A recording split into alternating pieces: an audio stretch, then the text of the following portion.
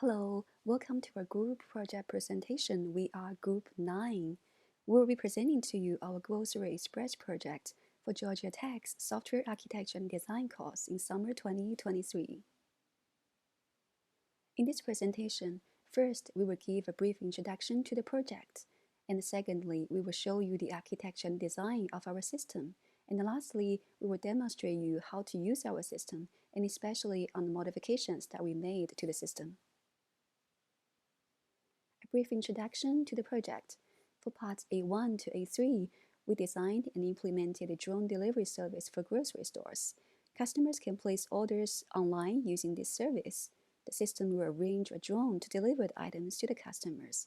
The store will be paid electronically once the order has been successfully delivered. For parts A4 and 5, we need to make two modifications to the system.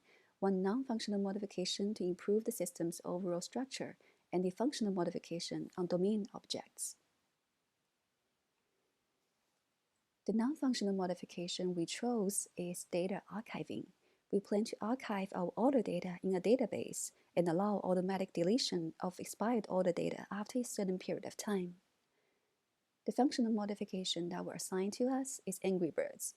Angry Birds were introduced to the system. They may exist at a store or a customer's location and have a probability to attack the drone. If attacked, the drone will be forced to return to the store for repairs, thus impact the successful delivery of the orders. My teammates will talk more about these modifications to you in the following presentation. First, let us show you the architecture and design of our system.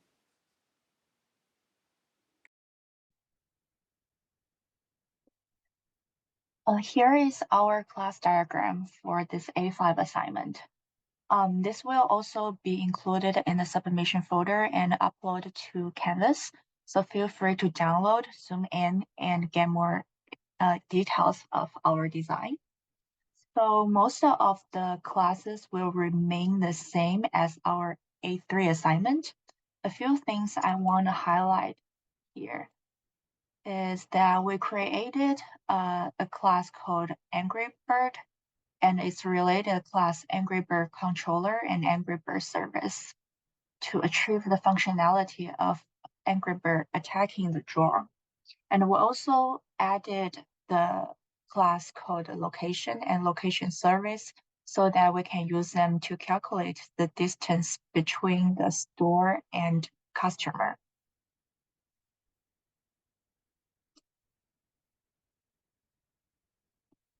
And here is our use case diagram.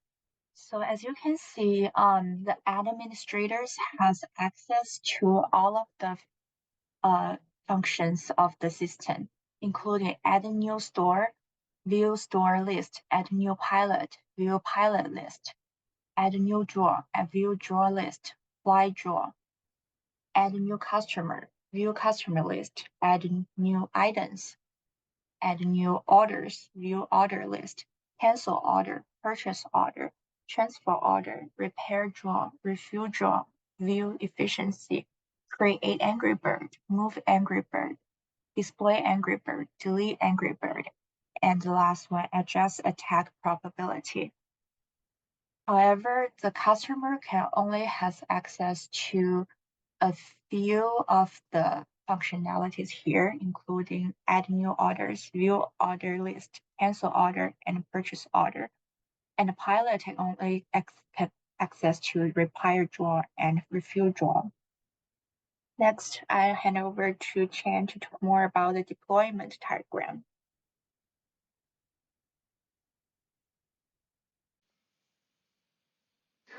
Hi everyone, I'll be demoing how we deploy and run our application in general.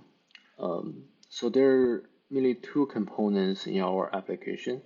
So one is the server side. We use the Spring Boot framework to build up our server, and the other side is our DB. So for DB, we chose a MongoDB, and we pull a public image from Docker Hub, and we spin up a DB container using that image. And the other hand, for our server, we build a image locally and then spin up a separate container for our server. So in order to make the connection happen between those two containers, we use the Docker Compose.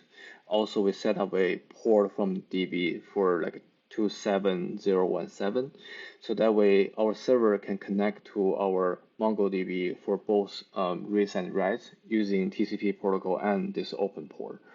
On the other hand, for the server, we have a RESTful APIs set up in the server code and also a public port 8080. So the clients on the client side, the customer can visit our application by using these RESTful APIs and the port number 8080 to make any request to our application.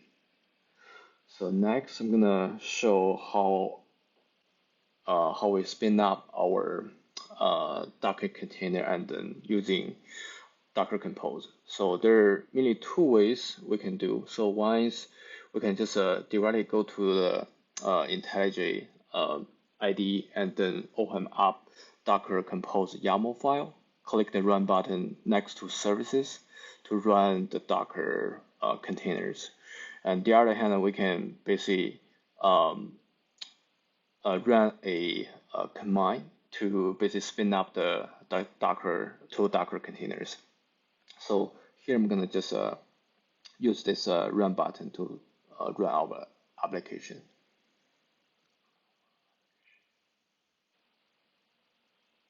It's gonna take a second to run. Cool.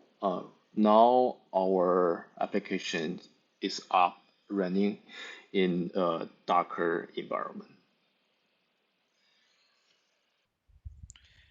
Well, in this part, I will be presenting a non-functional modification in our system. This non-functional modification is data archiving, which allows us to archive purchased order information and then automatically delete it after a time to leave, which is TTL.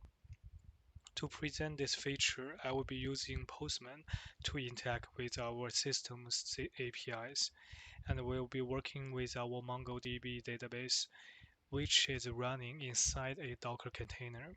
And before we dive into this new feature, let's do a quick recap of some of the requests we've been working with in our previous assignments, and those requests are also pre-requirements for the new feature. First, we'll open a Postman and create a new store via a post request make store. We enter the name test store 1, and we can display the stores and check the informations are correct. Then we create a new item via the post request sell item here and display this item's information, and the informations are correct. Then we'll make a drone here. The drone belongs to our test store 1, and the drone ID will be 1. We display this drone, and we can notice here the assignment palette ID is null, which means the drone has not been assigned to any palette yet. We make a palette. The palette ID will be 1, and we display this palette. The information are correct. We use fly drone to assign this drone to the create palette.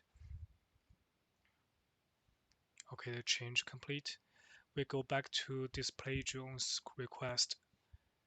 We notice here the assign palette ID has been changed to 1. Then we can make a new customer. The new customer's ID will be test customer 1. We display the information. Okay, the information is correct. Okay, with all the setups, we can start an order. The order's store name will be test store 1. The order ID will be test order 1, and drone will be 1. And custom ID will be test customer 1. Here we start this order. Okay, it says change complete. We can display this order's information. We notice here we have the order ID, but we don't have any items yet. So we need to add a line to this order. We'll use request item to add a line. Add the item orange here. Okay, change complete. We go back to display store, display orders to see if anything changed. Okay, we have a new line here. The item name will be orange. Okay, before we click the purchase order, we will access the DB via a terminal to see if we have any entries.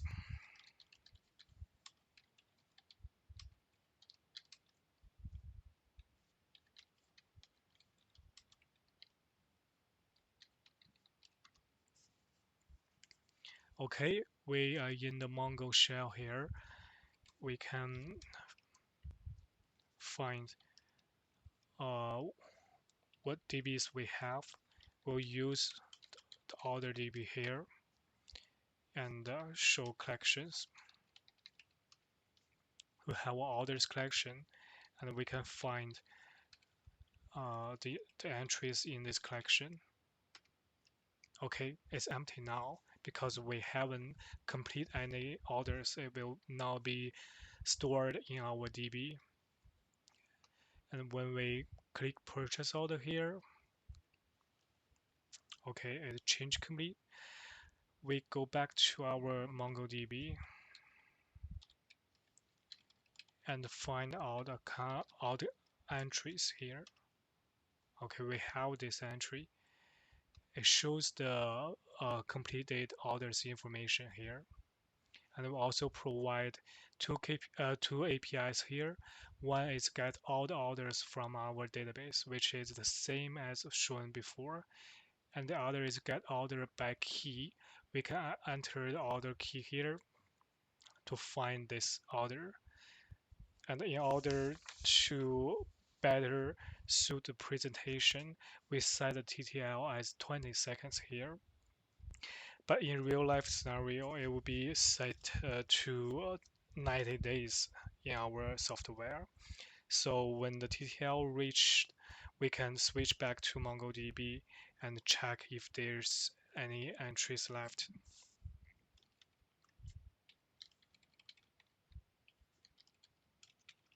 Here, okay, the entry has been deleted. And we can also check from our APIs. When we use getOrders to fetch all the orders from database, it will show no orders found from database. And if we check the order by key, it will also have the same results. It will say no order found from database. And that's it. This is the data archiving feature. Thank you.